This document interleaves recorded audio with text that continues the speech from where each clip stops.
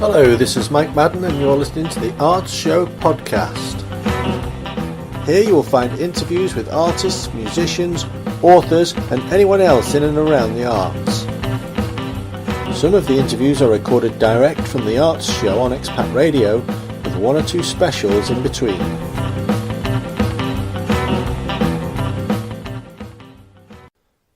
This episode features author CJ Tudor. She's been dubbed the British Stephen King, and she talks about her latest book, The Taking of Annie Thorne, a previous book, The Chalk Man, and lots about Stephen King.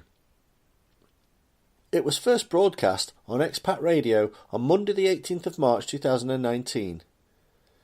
Due to licensing restrictions, we were unable to play the songs from the original broadcast. Hello, this is Mike Madden on the Arts Show on Expat Radio, and today I'm delighted to announce a guest whose books I actually have read and enjoy the genre. So please welcome to the show Kaz Tudor, known to her readers as CJ Tudor. Hello. Hello, how are you today? Yeah, I'm good, thank you. Very good. How are you? Yeah, I'm good. We had a bit of snow this morning. Oh my goodness. It wasn't forecast, but never mind. So we're here to talk about your latest book, The Taking of Annie Thorne, released in February 2019. Yes. So I know it's quite difficult, this section, but just without giving too much away, just give our listeners a synopsis of that story.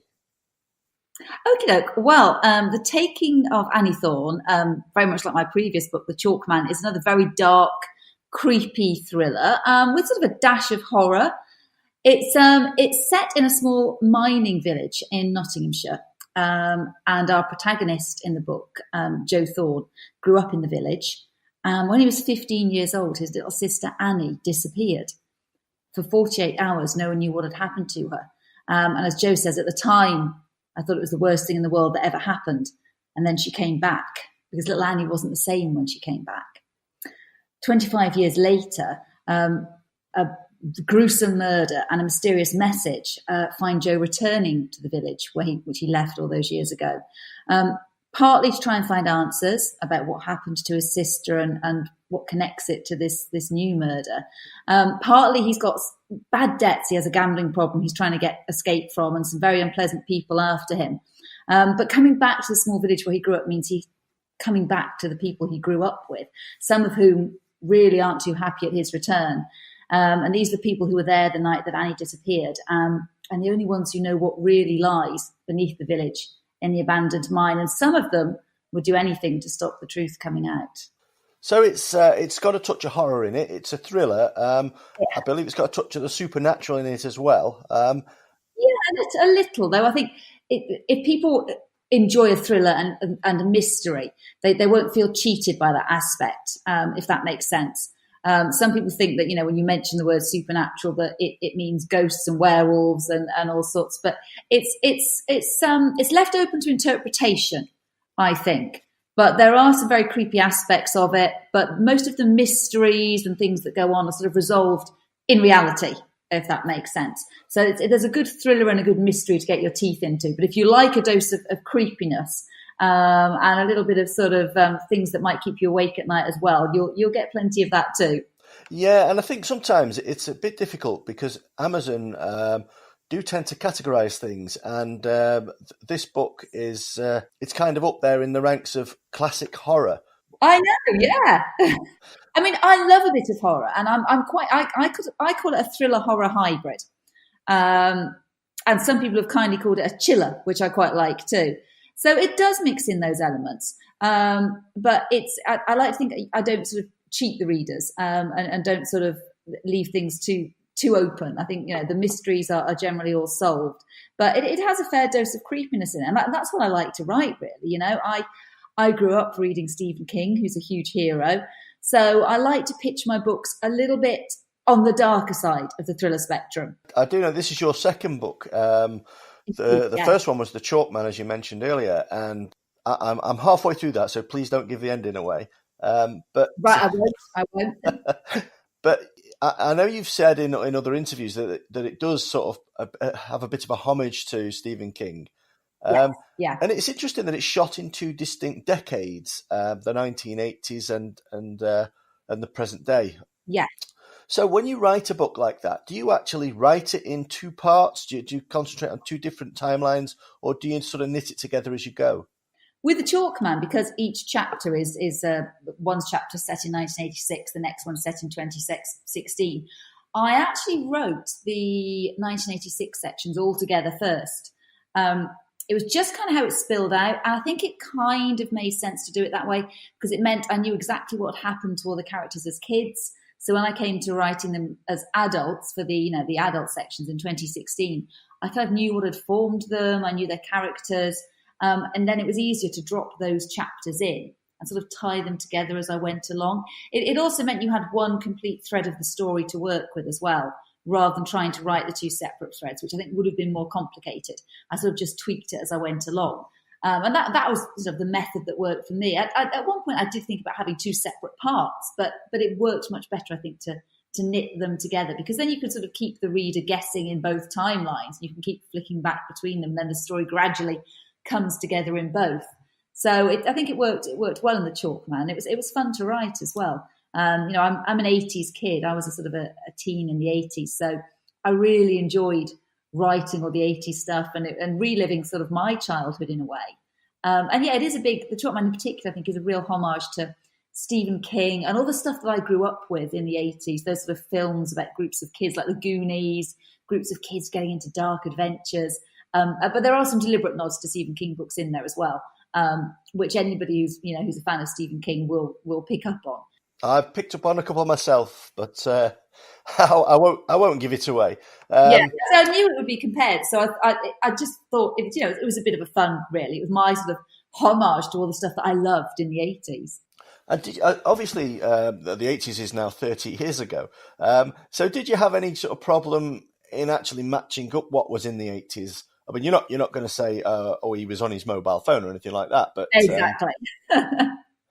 Not really, because I remember it so vividly, and I'm still friends with all the friends I grew up with at that time. So, we got together for a few drinks and reminisced, really, and talked about a lot of the stuff. It's still really, really vivid to me. I can still remember all the stuff that we did, and, certain things we did, like, going to the woods on our bikes and building dens and stuff that happened, and going to Woolies and the pick and mix, and just all the things about the 80s. Just, it was nice to throw that in. But you do have to be a bit careful that you don't kind of overload it with references to kind of 80s stuff, where it just becomes a bit of a pastiche, really, then. So I sort of tried to drop things in subtly. But, for me, it was quite easy to be true to the time because I remembered it, because, I was that kid. And it was a lot of fun to revisit. I think it's also quite relevant that you were a kid in the 80s and you probably remember all this stuff because I guess back at school you would write stories about what you'd done and that kind of thing. And I think today, certainly my kids at school, that they very rarely pick up a pen and write a story or even pick up a book and read it. So do you kind of see a change in that? You've got a young child yourself now. Yeah, I do. Yeah. Do you see a change in the attitude towards books, particularly with children? I don't know. I think there's a lot more distractions, aren't there, these days? When I was a kid, I'm now sounding like my mum. We only had 4 TV channels. We didn't have iPads and mobiles and Netflix. And there were just a lot less distractions. So, I read compulsively. I loved reading.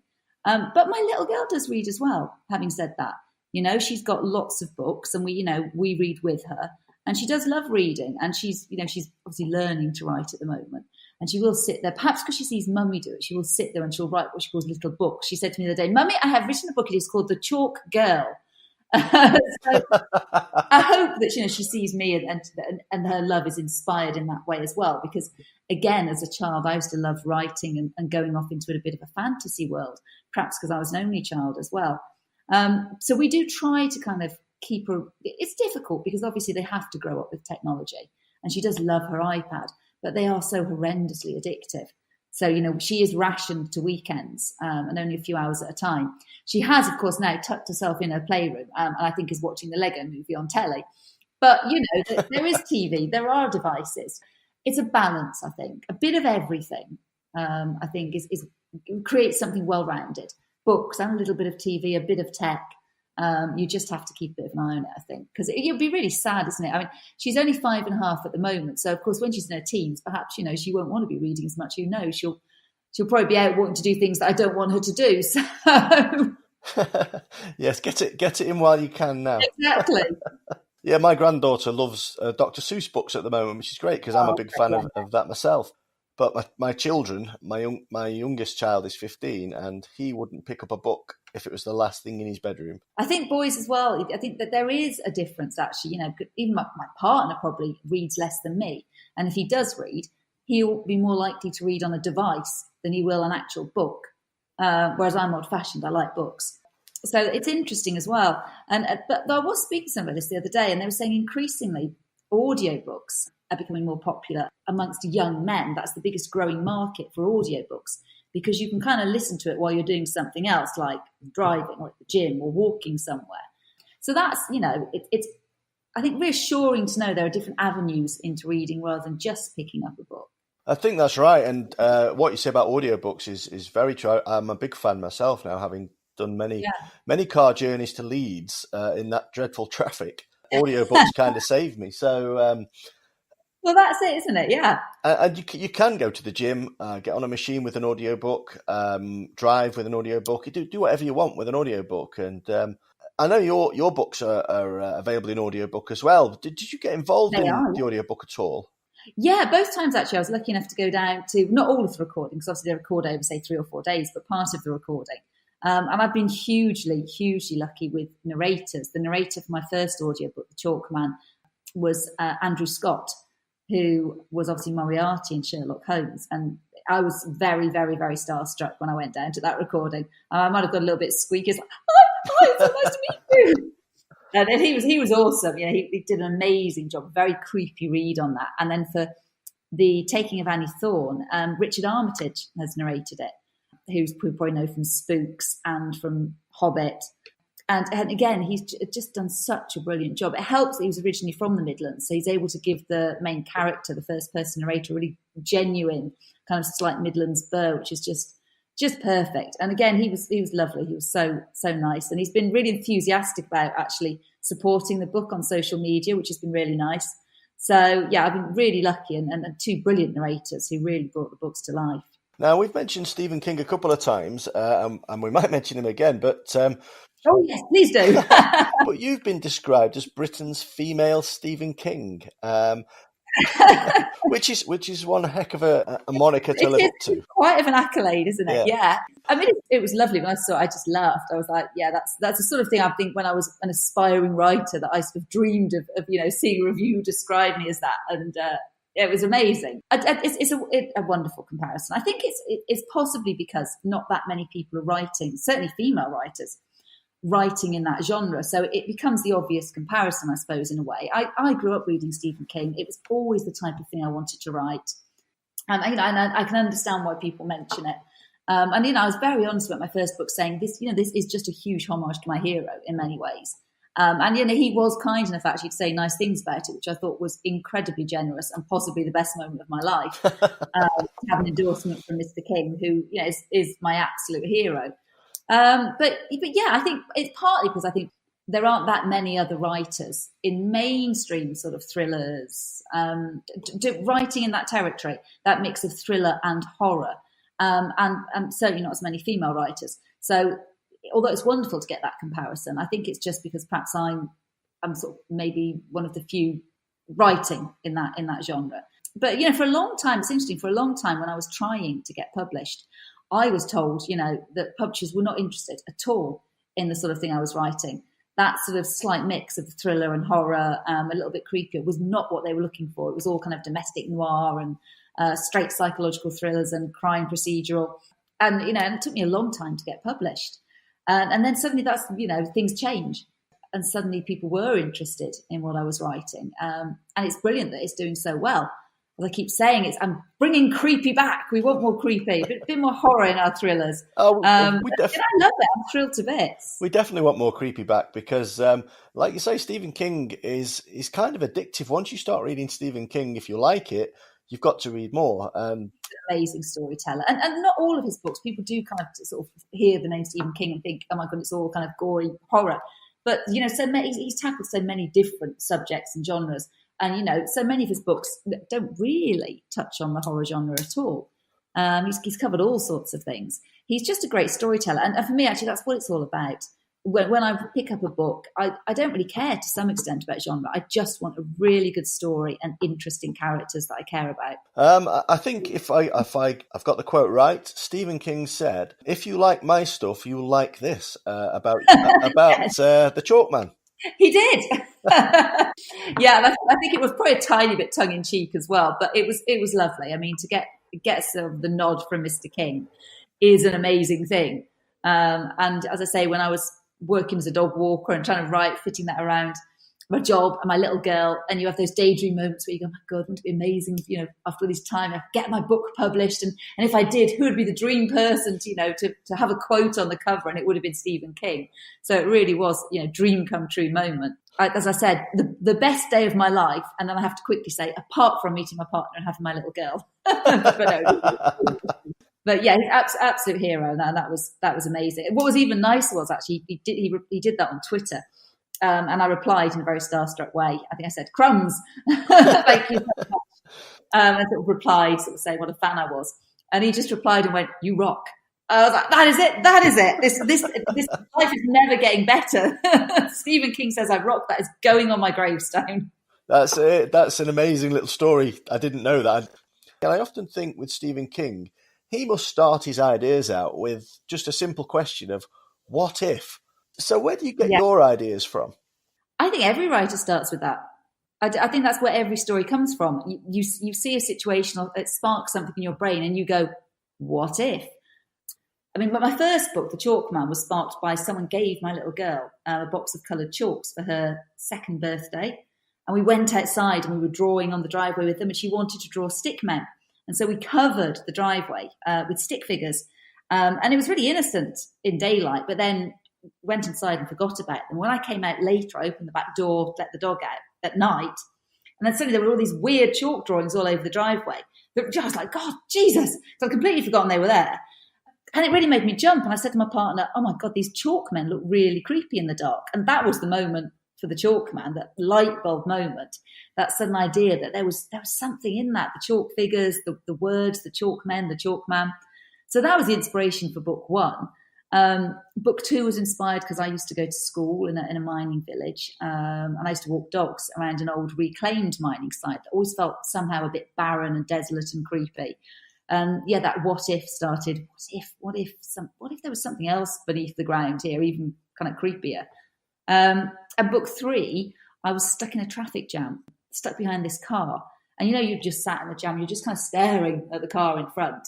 And again, my brain started going, what if a face was to appear in that rear window of that car? Maybe somebody being kidnapped. Maybe someone's in the car being kidnapped in front of me. And then your brain sort of rolls on a bit more, and it's like, what if it was someone you knew? And then, because, you kind of go to the darkest place, my brain went, oh my God, what if it was your own child who shouldn't be in that car in front of you? And that was kind of the kicking off point for book three, actually. So I think that's what you do as a writer. And then if you're a writer of crime or dark fiction, you take it to the darkest place possible you can go.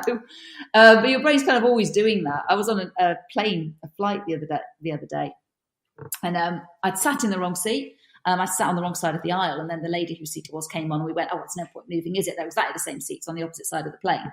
And then my brain went, but what if there was a plane crash and only one of us survived as we changed seats? So it's a good thing for writing. It's not so good when you're on a plane and you start having those thoughts. I guess you always need some kind of a notepad just to write down all those what ifs as they come in and out of your mind.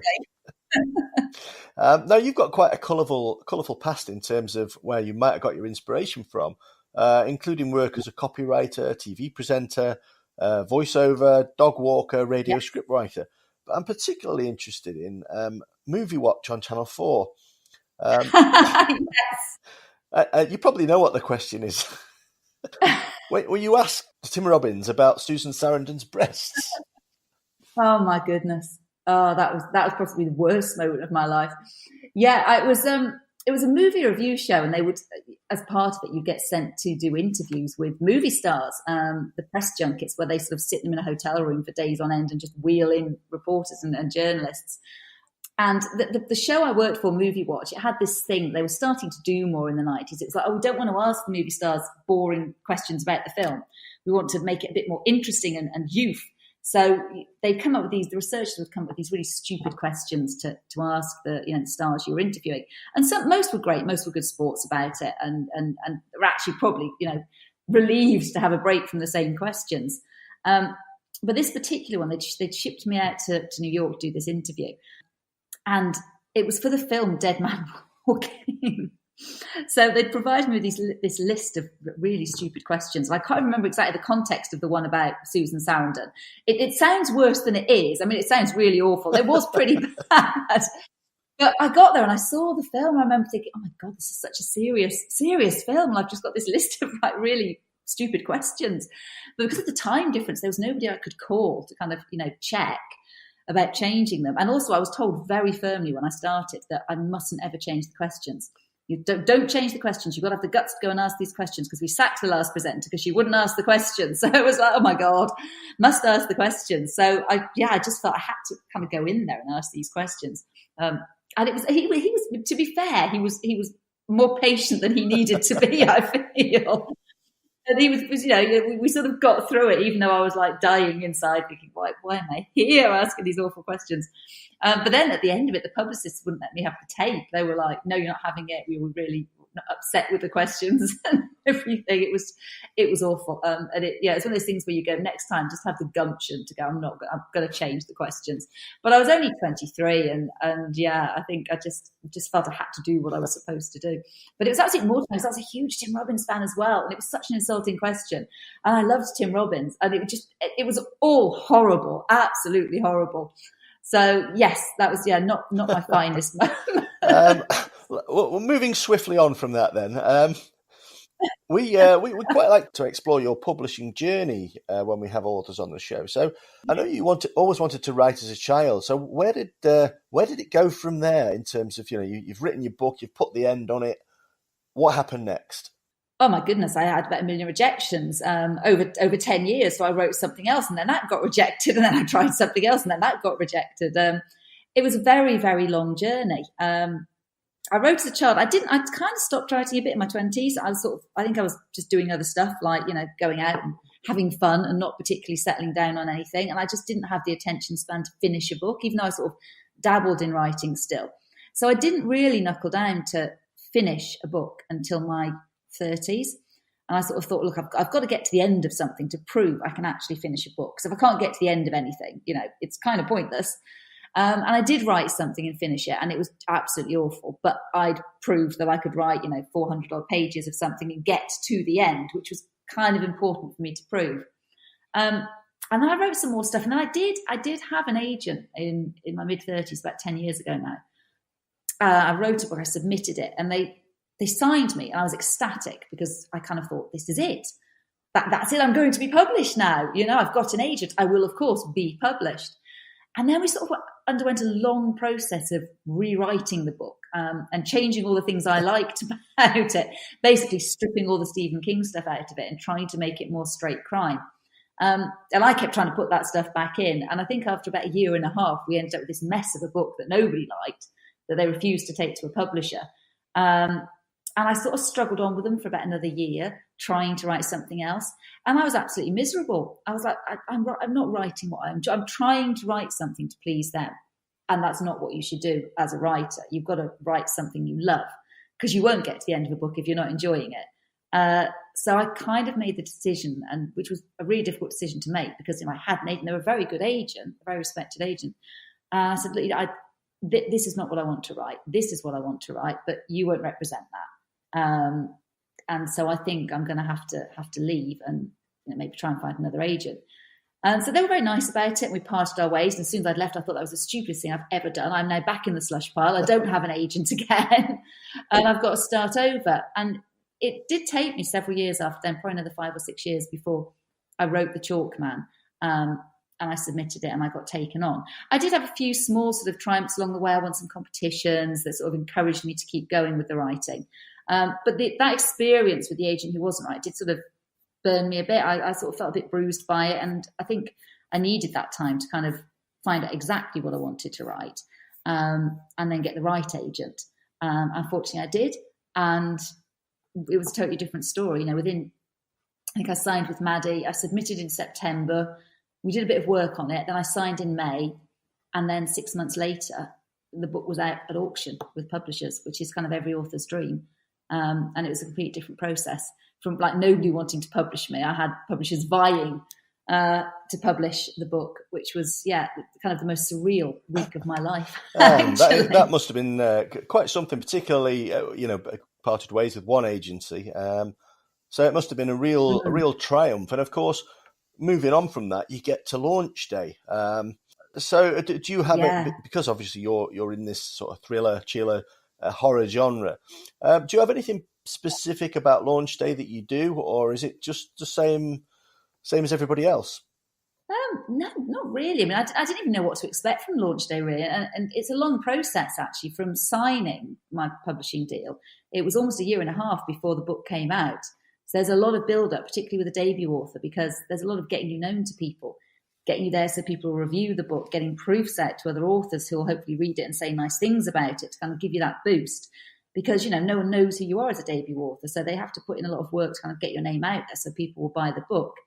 Launch day. So the first book came out in January 2018. And it was kind of nerve-wracking, but it went in a bit of a blur because I spent a lot of day replying to messages on Twitter. Lots of nice people sort of congratulating me on the book coming out. And the launch I had two launches actually. I was spoiled. I had a launch in Nottingham, which is where I was living, and Waterstones have been really supportive. And then there was like a London launch, sort of a press launch the week afterwards. But it was a strange day. It was sort of I went out and took obligatory photos of the book in shops because that had to be done. That was the strangest thing, and it went in kind of a blur. But it felt very surreal. I think I didn't really believe the book was out there until a little while later, and I sort of got bought in a few more shops. And it became a bit more real. So you didn't go down to your local Waterstones and draw stick figures everywhere. I didn't do that, but some publishers did that at other bookshops. Some of my other publishers did. Tempting though it was, no, I didn't. I did just lurk around the displays of it, taking photos like a gurning lunatic, basically. Well, I'm looking at the clock and we're running short of time now. So in the minute or so we've got left, just tell our listeners where they can find out a bit more about you and a bit more about your books.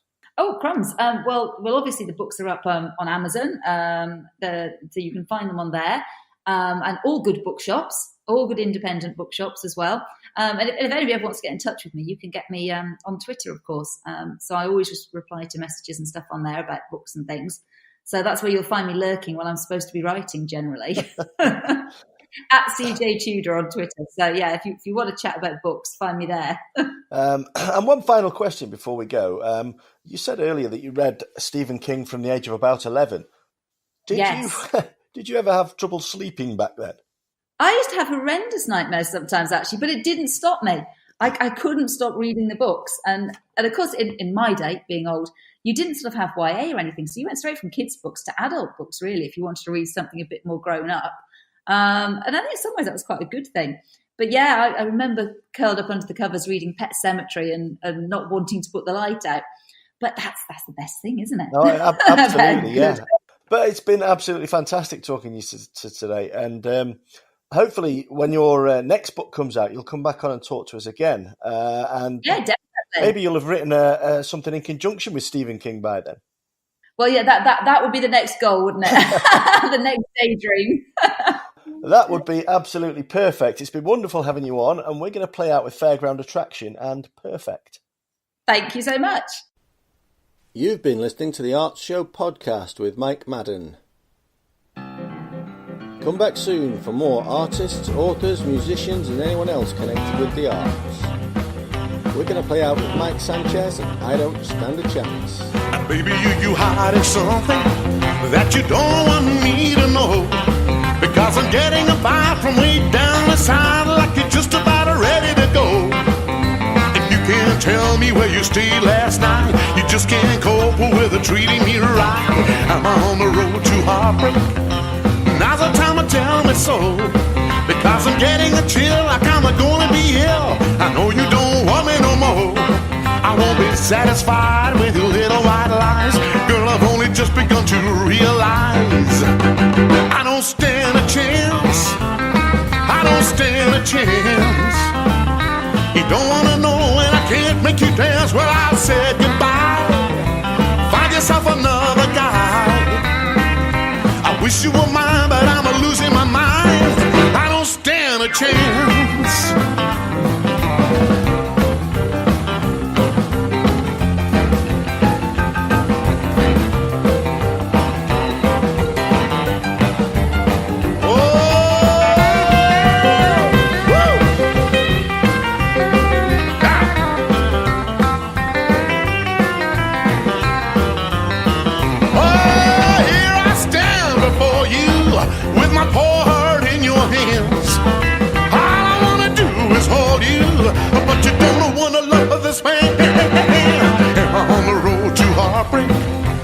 Now's the time to tell me so, because I'm getting a chill like I'm gonna be ill.